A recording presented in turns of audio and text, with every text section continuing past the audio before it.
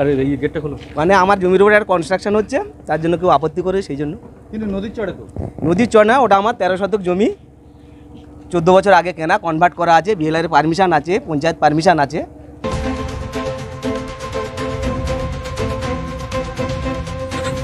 নদীর চর অবৈধভাবে দখল করে ম্যানগ্রোভ কেটে বাড়ি নির্মাণ করার অভিযোগে কুলতলি থানার পুলিশ কুলতলি বিজেপির মণ্ডল সভাপতিকে গ্রেপ্তার করল।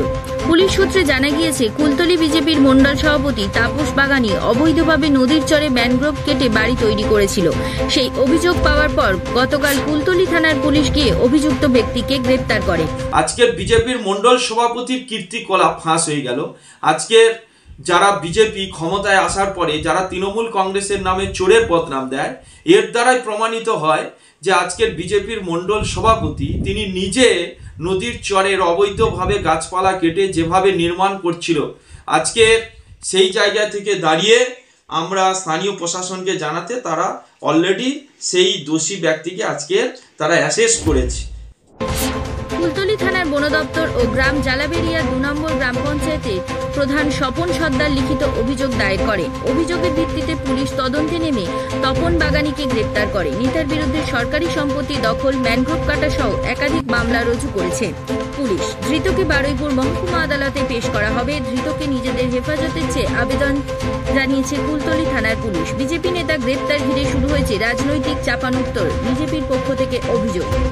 এটা কোনো নদীর চর নয়, এটা হচ্ছে দলিলকৃত জায়গা এবং এখানে হচ্ছে আমাদের মণ্ডল সভাপতি মাননীয় তাপস বাগানি তারই বারান্দা বা তার ঘরের লাগোয়া সেই জায়গায়, তার নিজের জায়গায় সে করছে।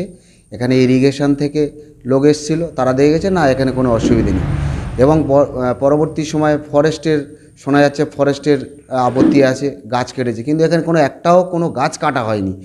এবং এখানে পরবর্তী সময়ে দেখা যাচ্ছে যে জালাবেড়ি 2 নম্বর অঞ্চলের প্রধান, সেই প্রধান হচ্ছে কমপ্লেনার, কেন প্রধান হাতছাড়া হয়ে গেছে, মানে অঞ্চল হাতছাড়া হয়ে গেছে এবং যে বুথেরই ঘটনা সেই বুথও সেখানে বিজেপি ভারতীয় জনতা পার্টি সেই বুথে তারা জিত মেম্বার আছে এবং সমস্ত এই যে নির্বাচন হয়েছে লোকসভা নির্বাচনে, সেই লোকসভা নির্বাচনে পুরো অঞ্চল হাতছাড়া হয়ে গেছে।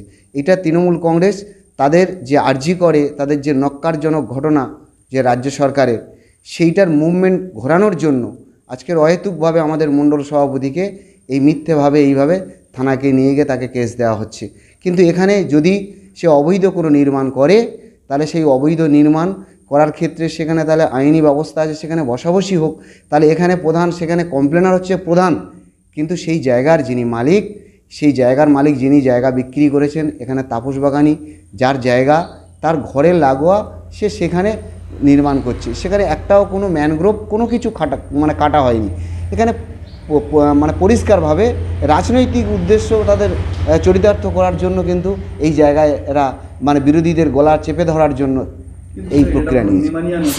তৃণমূলের পক্ষ থেকে অভিযোগ, আজকে কুলতলির মাটিতে দাঁড়িয়ে বিজেপি প্রমাণ করালো যে প্রকৃত চোর কারা। আজকের কুলতলি ব্লকে জালাবেরিয়া 2 অঞ্চলে নিমোনিয়া নদীর উপরে সেখানে অবৈধভাবে গাছপালা কেটে ঘর করার চেষ্টা করেছে। আজকে প্রমাণ হয়ে যায় যে যারা তৃণমূল কংগ্রেসের নামে বড় বড় কথা বলে মিথ্যা বদনাম দেওয়ার চেষ্টা করছে। এ বিষয়ে এক স্থানীয় বাসিন্দা বলেন, আমার নাম স্বপন হালদার। কি হয়েছে এখন? হয় বলতে এখানে ও নদীর চরে ঘর করছিল, ওই তাপস বাগানি নদীর চরে ঘর করছিল, পুলিশ এসে ওকে ধরে নিয়ে গেল। তখন মনে হচ্ছে 11:30-12টা বাজে দেখলাম। ওই সময় ও 4 জন এসেছিল, 6 জন এসে ওকে তুলে নিয়ে চলে গেল। নদীর চরে ঘর করছিল জোর করে। না, কোনো পারমিশন ছিল না, বিনা অনুমতিতেও ঘর করছিল। বিজেপির নেতার গ্রেপ্তারের ঘটনায় এলাকায় ব্যাপক চাঞ্চল্য ছড়িয়েছে। শুরু হয়েছে রাজনৈতিক চাপানোর। মৃন্ময় নস্করের রিপোর্ট, জেলার বার্তা।